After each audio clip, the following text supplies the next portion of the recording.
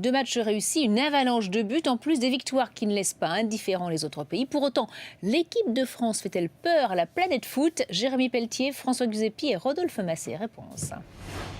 La France avance à la manière d'un rouleau compresseur. Une impression née des 2 premiers matchs réussis face au Honduras et la Suisse qui ont marqué les esprits des autres nations.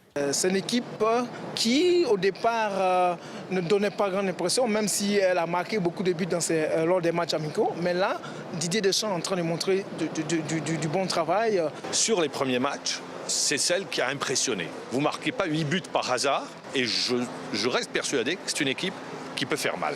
Une équipe qui puiserait sa force d'un mémorable 19 novembre 2013, date de la victoire 3-0 au Stade de France face à l'Ukraine. J'ai l'impression qu'il y a vraiment une force terrible, une conviction extraordinaire qui a été puisée dans cette qualification et qui fait que depuis, la France, qui n'arrive pas avec une grosse étiquette de favori, eh bien, se sent libérée et avec un groupe jeune et talentueux capable d'aller très très loin. Et ça, les Brésiliens en ont peur, eux qui gardent de très mauvais souvenirs de l'équipe de France. Au début, on a pensé « Aïe, sans Ribéry, ça va être difficile ». Maintenant, avec ce début de compétition, on sait que si on prend la France sur le chemin, on va être préoccupé.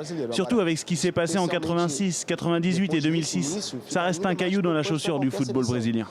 En attendant, les Bleus ont encore beaucoup d'étapes à franchir. La prochaine est pour mercredi soir face à l'Équateur.